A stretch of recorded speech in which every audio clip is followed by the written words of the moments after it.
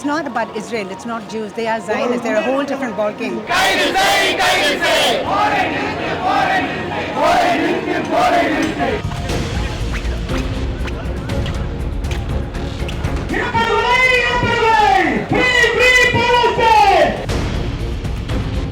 It's not about religion, it's about land grabbing.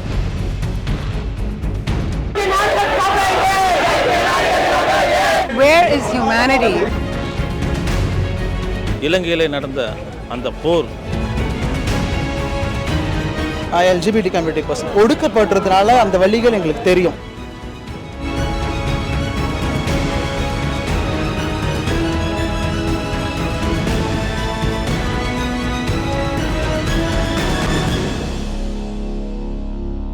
காசால பார்த்தீங்கன்னா Israel கிட்டத்தட்ட 2 வருஷத்துக்கு மேலே இந்த தாக்குதலை வந்து தொடர்ந்து நடத்திக்கிட்டே இருக்காங்க. பாலஸ்தீனியர்களுக்கு எதிராக அவங்க பாலஸ்தீனியர்கள் அந்த நாட்டை விட்டு வெளியில் போங்க, இது எங்களுடைய நாடு அப்படின்னு சொல்லி இஸ்ரேலோட பிரைம் மினிஸ்டரான நெத்தன்யாஹூ பகிரங்கமாக அறிவிச்சிருக்காரு. உலக நாடுகள் எல்லாமே கடும் கண்டனங்களை தெரிவிச்சுட்டு வராங்க. அந்த வகையில் இப்போ தமிழ்நாட்டில் சென்னையில் பார்த்தோம் அப்படின்னா பாலஸ்தீனியர்களுக்கு ஆதரவாக இங்கே பெருந்திரளாக மக்கள் வந்து கூடியிருக்கிறாங்க. பெரியாரிஸ் கலெக்டிவ் டீம் பல அமைப்புகள்லாம் சேர்ந்து இந்த போராட்டத்தை நடத்திட்டு இருக்கிறாங்க. அட் த சேம் டைம் ஒரு ரேலியும் பண்ண போகிறாங்க. இந்த போராட்டத்தின் மூலியமா இது எங்கே எதிரொலிக்க போகுது அப்படிங்கிறத அவங்க கிட்டே நம்ம கேட்டு தெரிஞ்சுக்கலாம் வாங்க.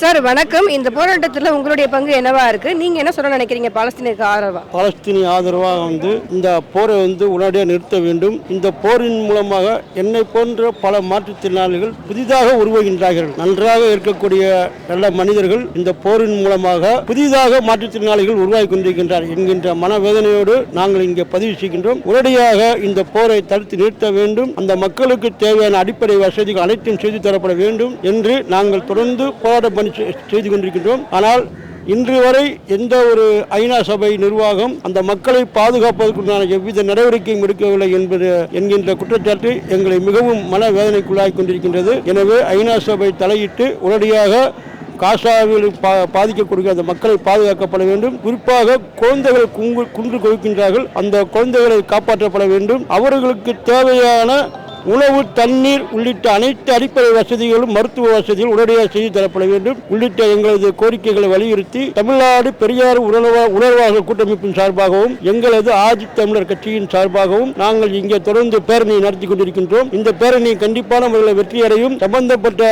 ஐநா சபைக்கு எங்கள் பேரணி கண்டிப்பான முறையில் அவங்களுக்கு காதுகளை கேட்கும். உடனடியாக போர் நிறுத்தப்பட வேண்டும் என்கின்ற நாங்கள் தொடர்ந்து இந்த கோரிக்கைகளை வைக்கின்றோம்.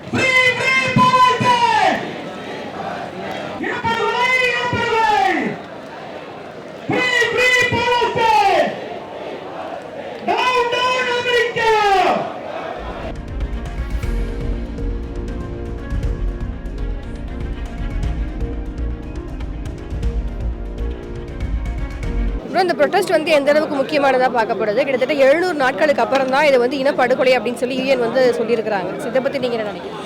ஓகே, நான் ஒரு queer person, LGBT community person. ஒடுக்கப்படுறதுனால அந்த வழிகள் எங்களுக்கு தெரியும். ஏன்னா இந்த சமூகத்தால் ஒடுக்கப்படுற பாலினத்தால் ஒடுக்கப்படுற மைனாரிட்டி கம்யூனிட்டி. நாங்கள் மைனாரிட்டிஸ் ரொம்ப முக்கியம் இந்த சமூகத்தில். ஏன்னா நாம் அந்த மக்களோட வாழ்வியலை யாரும் பார்க்கறது கிடையாது. எனக்கு இங்கே என்ன அரசியல் நடக்குதுன்றதை விட நான் ஒடுக்கப்படுறதால இன்னொரு மனுஷன் ஒடுக்கப்படுறான் இல்லையா, அந்த ஒரு புரிதல், அந்த ஒரு மனிதாபிமானம் இருந்தாலே மனிதர்கள் இங்கே நிற்கலாம். அவங்களுக்காக பேசுறதுக்காக இங்கே ஒரு குரல் கொடுக்குறோம். இத்தனை பேர் நாங்கள் உலகாக இருக்கோன்றதை காமிக்கிறதுக்காக நாங்கள் இன்னைக்கு ஒன்று சேர்ந்திருக்கோம். இந்த போராட்டம் எந்த அளவுக்கு அங்கே தாக்கத்தை ஏற்படுத்தும்னு நினைக்கிறீங்க? கண்டிப்பா எப்பவுமே ஒரு கவுண்ட் அப்படின்றது ரொம்ப முக்கியமான ஒரு விஷயம். இப்போ எங்களெல்லாம் பேசுறதுவே இங்கே மக்கள் இங்கே இருக்காங்க பாருங்களேன். இப்போ ரீசெண்டாக ஸ்டாலின் கூட இதுக்கு சொல்லியிருக்காரு, இதுக்கு நாங்கள் நிற்போம் அப்படின்னும் போது இது இன்னும் பெருசாக பேசப்படுது. ஒரு இங்கே ஆளும் கட்சியான திமுக இங்கே சொல்லும் போது அது இன்னும் பெருசாக இங்கே பேசப்படுறதால இதோட தாக்கம் கண்டிப்பாக அதிகமாக இருக்கும்.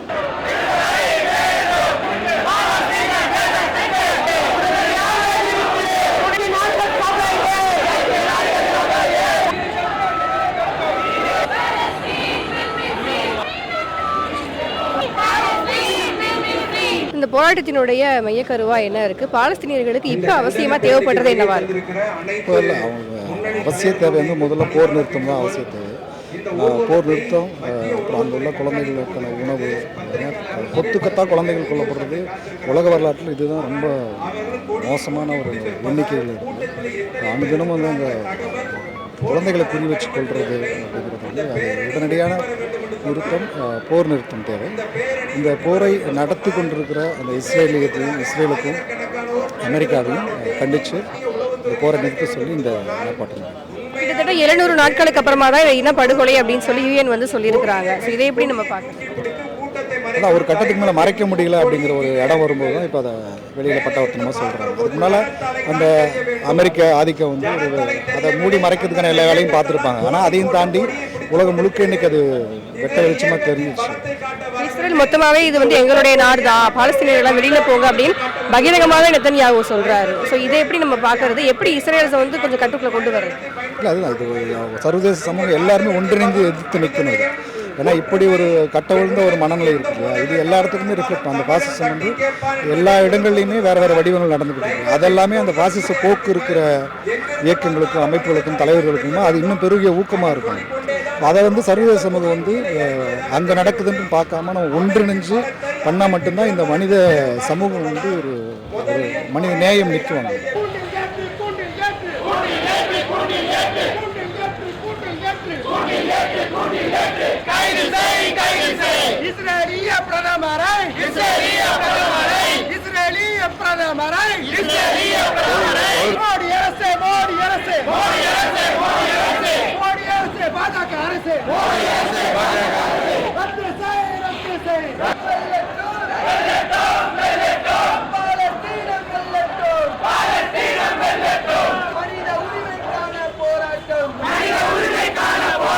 பாலஸ்தீனிய மக்களுக்கு பார்த்தீங்கன்னா அவங்களுக்கு ஒரு மருத்துவ உதவிகள் கூட கொண்டு செல்ல முடியாத அளவுக்கு தான் இஸ்ரேல் வந்து எல்லா பாதைகளையுமே அடைச்சி வச்சிருக்கிறாங்க.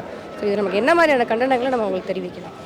அதாவது வந்துங்கன்னா திராவிட விடுதலை கட்சியுடைய தலைவர் அன்பு மகேஷ் இங்கே அதாவது இலங்கையிலே நடந்த அந்த போர், அதாவது தமிழர்களை கொன்று குவிக்கும் பொழுது அந்த தாய் பச்சிளம் குழந்தைகளுக்கு பால் கொடுப்பதற்கு கூட வழி இல்லாமல் இளைஞர்களை கைகளை கட்டி சுட்டு வீழ்த்தினார்கள்.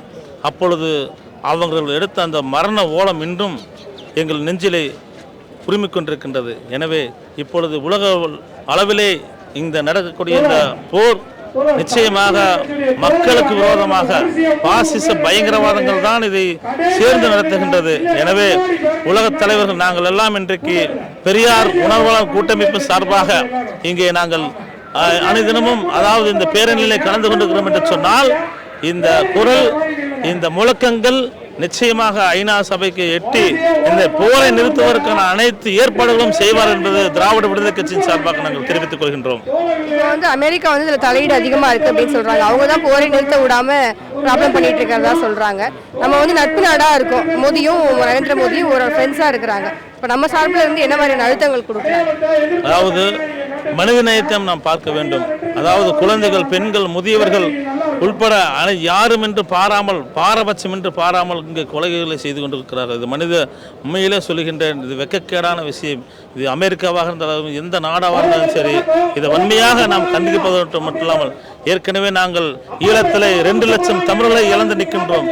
இன்றைக்கும் உலகளவிலே இருக்கக்கூடிய இந்த ஒட்டுமொத்த மக்களையும் காப்பாற்ற வேண்டும் என்று சொன்னால் இங்கே சமத்துவம், சமுதாயம், சமதர்மம் நிலவினால்தான் இங்கே போரை நிறுத்துவதற்கான ஒரு வழிவகை நாங்கள் செய்ய முற்பட வேண்டும்.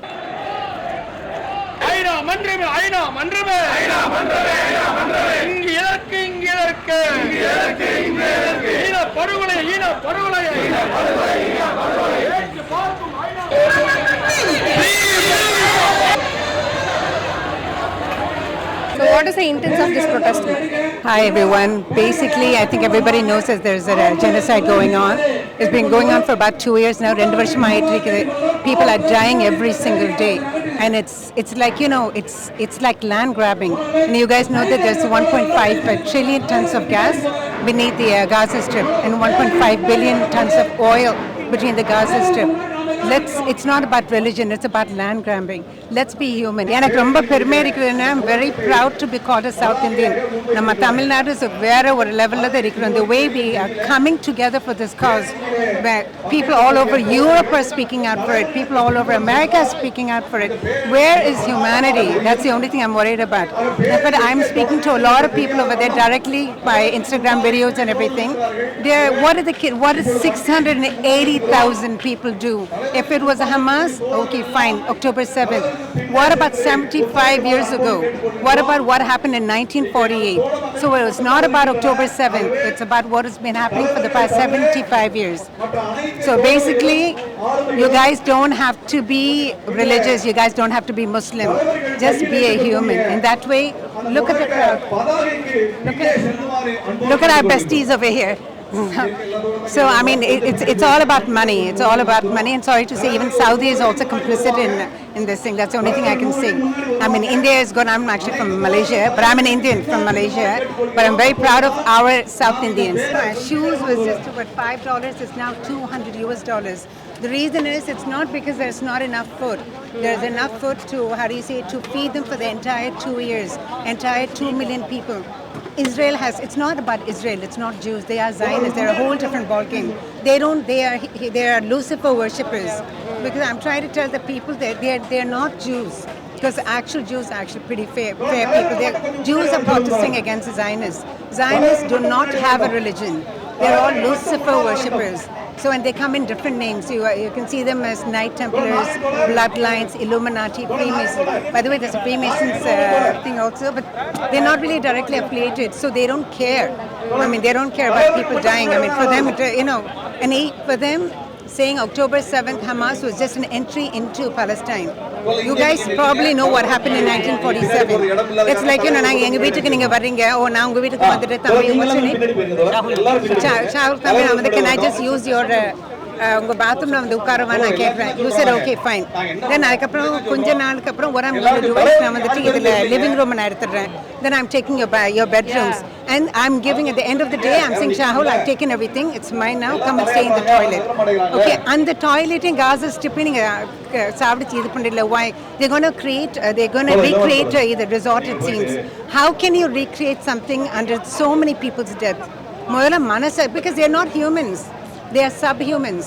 So anala ungula mari enna mari, it's not about Christianity, it's not about Islam, it's not about Buddhism.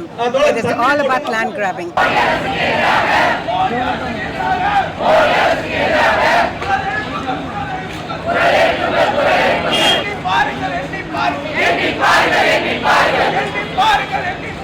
எண்ணி பாருங்கள்